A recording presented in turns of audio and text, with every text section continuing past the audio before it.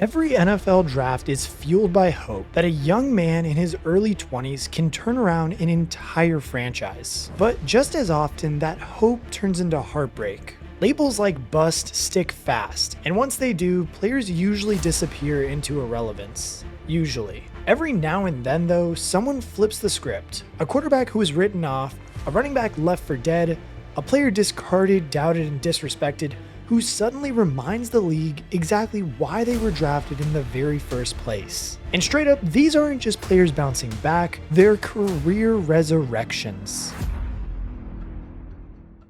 Now, starting with the most recent and arguably just the craziest example that we've seen in the recent years is Daniel Jones. Coming into the league, Jones had to fight waves upon waves of doubt from NFL talent evaluators, and not only was he a late bloomer in high school who eventually was lightly recruited and only received an offer from Duke at the last minute, but he had also failed to impress in ACC play. Not only was Jones lacking the all-conference accolades that most top quarterback prospects usually declare the draft with, but perhaps his strongest appeal was that he had been coached by quarterback guru David Cutcliffe. Cutcliffe had worked with both Peyton and Eli Manning, and Jones had an enticing 6'5", 220-pound frame and was significantly more athletic than either brother.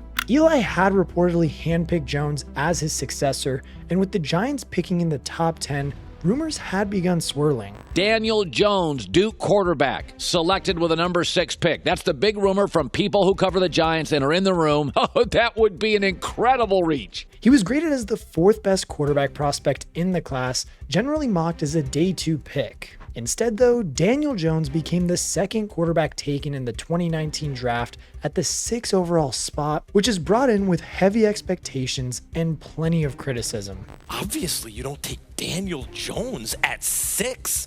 There is a word for the Daniel Joneses of the world. By the way, even if he turns out to be a great quarterback, you know what it is? It's a phrase. Day 2 guy. You don't have to spend a first-round pick on Daniel Jones. Haskins went to Washington. Did you notice any other team take a quarterback? No. You could have gotten him in the 2nd round. He's a classic Day 2 guy, a Duke quarterback who for his career, 52 touchdowns, 29 interceptions. Haskins had 50 and 8 in 1 year. A 60% completion percentage, which by my calculations, I didn't major in math, but that's 10% lower, right? That's not 70%, that's 60%. That guy, because he works with Cutcliffe, who worked with the Manning brothers, you spent a 6th overall pick. Jones was able to tread water in his rookie year after replacing Eli Manning, although he managed just 3 wins for an awful Giants team. Year 2, though, was even worse, without Saquon Barkley to lighten up the offensive load work, and while year 3 it was more of the same. And now look, just as many NFL analysts had predicted, at this point in Daniel Jones' career, he was kind of just a mediocre quarterback. He was turning out to be a colossal reach for the New York Giants, and well, they had his 5th-year option and time was running out for Jones. But in 2022, when Brian Daboll was now his new head coach, Daniel Jones had basically turned into a completely different quarterback. He registered career highs with his 67% pass completion rate for 3,205 yards and a career low 5 interceptions. Under the tutelage of the same offensive mind who was unable to lock Josh Allen's full potential upstate, Daniel Jones and Brian Daboll led the Giants to a 9-win season and a wildcard berth.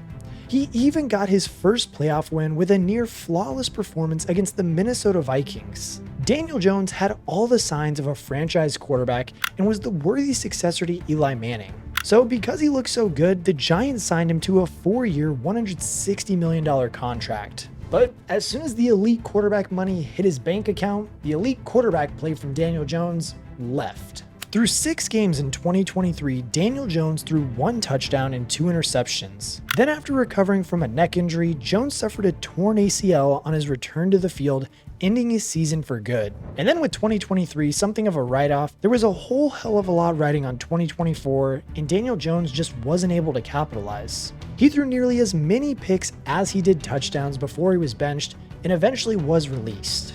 The Giants are the main reason that Daniel Jones has become a laughingstock, as has that organization in the way that they had dealt with him throughout his career. Upon his relief, he offered a heartfelt statement to Giants fans, which was a reminder of the high-character individual that he is. Jones was picked up by Minnesota before finally entering free agency in 2025. And as you guys can see, I'm wearing my Colts hat today because, well, the team that ended up signing Daniel Jones was the Indianapolis Colts on a one-year prove-it deal to go in and to compete with Anthony Richardson. When Jones won the quarterback battle, it was widely seen as the Colts accepting defeat both in their development of Richardson and the 2025 season as a whole. However, Shane Steichen was able to get Jones back to his 2022 best, and now through 3 weeks, he has staked his claim as a legitimate MVP candidate. He seems on track to set plenty of career highs and potentially become the franchise guy far away from the Big Apple. Now we have to change our hat because this next guy, as you can see by the hat, you can all guess who I'm going to start with, was also selected to a cursed franchise when he did come into the league. The biggest difference though, Baker Mayfield went into the 2018 NFL Draft as the reigning Heisman winner. After walking on at Texas Tech, Mayfield transferred to Oklahoma where he left no doubt about his abilities. In each of his 3 years as a Sooner, he was top 4 in Heisman voting, and he finally took home the prize in 2017 as a Big 12 gunslinger. But concerns about his attitude, and namely his arrogance and tendency to talk trash, as well as his suboptimal measurables, meant he wasn't the consensus top prospect in 2018. But let's get to the stuff I don't like. Sidelines, grabbing stuff, whizzing footballs. Come on, you're going to be a franchise quarterback. What are you grabbing stuff that? Why? What's going through your mind when you do that during games? The Browns still made the controversial decision to take him first overall, and Baker made a strong first impression, taking over for an injured Tyrod Taylor from week 3 onwards, ending a 635-day winless streak in the process. The Browns finished with 7 wins, more than the past 3 years combined, and Mayfield's 27 touchdown passes had a lot to do with that. The sophomore slump though, yeah, that was pretty real for Baker, as the Browns stagnated, slumping to 10 wins while Mayfield's staggering 22-21 touchdown interception ratio was only overshadowed by Jameis Winston's historically erratic 2019 season in Tampa Bay. 2020 though is where it finally all came together in Cleveland. Baker finally got the turnovers under control, tossing just 8 interceptions to 26 touchdowns as he led the Browns to 11 wins in their first playoff appearance since 2002. He promptly led them to their first postseason win in 26 years with a 3-touchdown performance against Pittsburgh, although the Browns fell to Kansas City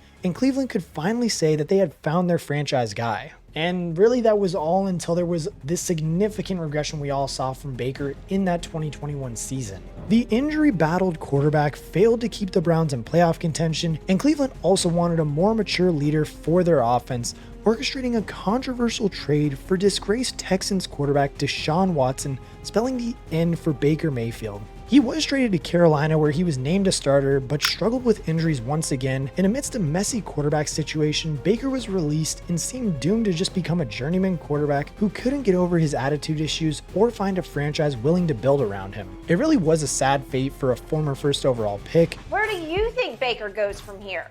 Probably, all things being equal, the Rams probably was a team that can use him. They could seem like they'll put Matt Stafford on the IR. Skip, they got the young quarterback. They got Wolin. I don't see Skip. He doesn't give you a great chance to win, and that was my only thing. And you and I debated, and we've been debating this for 3, 4 years, 5 years now. Yep. About he and Sam Darnold. Yep. And my only point is he's not exponentially better. If he is at all better than Sam Darnold, it's not to the levels that people tried to make it seem. As he was eventually picked up by the LA Rams, impressing in his debut with mere days to learn the entire playbook. Baker looked like the confident gunslinger from his college days. He led a 2-minute drill to complete a dramatic comeback win over the Raiders, and across his 5 games in LA, Baker averaged his highest passer rating and completion percentage since 2020. This brief stint with Sean McVay had reignited interest in Mayfield, leading the Tampa Bay Buccaneers to sign the former Sooner to a 1-year, $4 million contract. And yes, Tom Brady left big shoes to fill on the Gulf Coast, but once he won the starting job, Baker didn't miss a beat. He's also helped extend the Bucs' reign atop the NFC South, earning a 3-year, $100 million extension in the process, and he currently holds the record for playoff passer rating, and just 3 years out from seeming dead and buried after his release in Carolina, is now one of the NFL's most electrifying quarterbacks. And for our third and final bust, we have another Heisman winner who's managed to survive 2 career revivals in the span of a decade. And flashing back to Baker Mayfield's first year that he received any Heisman votes, Derrick Henry went home with college football's most prestigious award. The running back had been a national sensation since his days at Yulee High School, scoring 153 touchdowns and rushing for over 12,000 yards. Once the blue chip recruit found his feet in Tuscaloosa, he was off for the races. With the Bama backfield all to himself in 2015, Henry rushed for 2,219 yards with 28 touchdowns, setting various SEC records and program records in the process. However, when it came time for the draft, NFL scouts were worried about his heavy workload and limited upside in the receiving game. He could be an instant contributor, but his durability was the most pressing concern to NFL front offices. Despite all the concern though, Henry was still selected as the second running back drafted, going to Tennessee 45th overall. 2016 NFL Draft, the Tennessee Titans choose Derrick Henry, running back, Alabama.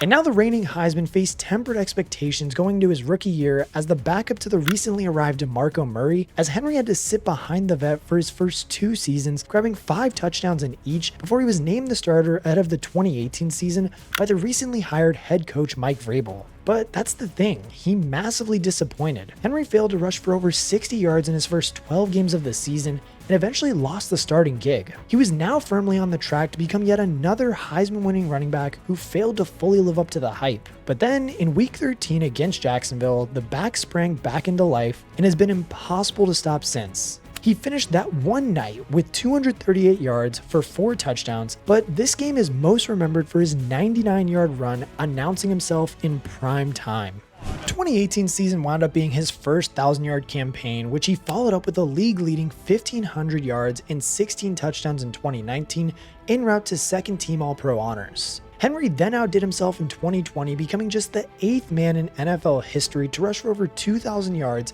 and was named Offensive Player of the Year for his efforts. He was on track to repeat this feat in 2021, but suffered a Jones fracture that forced him to miss half of the season. He roared back with another 1,500-yard Pro Bowl season in 2022, but a dip to a more human 1,167 yards in 2023 in the final year of his contract in Tennessee saw him enter free agency with the washed label. And that's the thing, he had already beaten the bust allegations, but now he had another troubling stigma surrounding him. Do you think it was smart of the Baltimore Ravens to spend moderately big money $9 million. and sign Derrick Henry? It worked if it was big money. It wasn't big. Okay, it's 1 year, $9 million. Nobody wanted a 30-year-old running back, especially not with the kind of wear and tear Derrick Henry had. Does that kind of sound familiar from what we've heard before? And that's the thing, some people never learn, but turns out that the Baltimore Ravens did, as they signed Derrick Henry to a 2-year deal. His first 2 games in black and purple weren't exactly inspiring, as he averaged 3.5 and 4.7 yards against the Chiefs and Raiders, but that was respectively far below expectations for him, so maybe he was washed after all.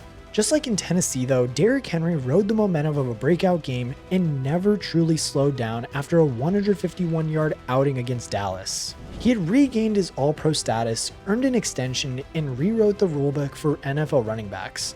Powerbacks never truly went out of style. Henry's late career run with the Ravens could cap off what is already a Hall of Fame career with a bang if he could get them over the hump and into the Super Bowl.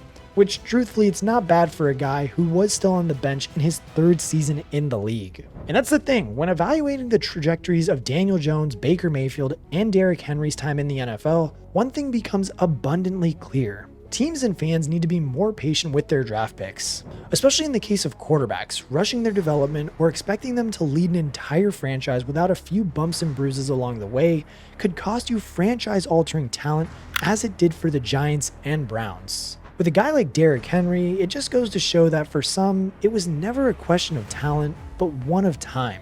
When the moment comes, the cream rises to the top, but if you fail to provide the time and platform for these players to succeed, then you could be depriving Canton of a worthy entrant. Patience, coaching, and the right situation is sometimes all that it takes to turn a so-called bust into a star.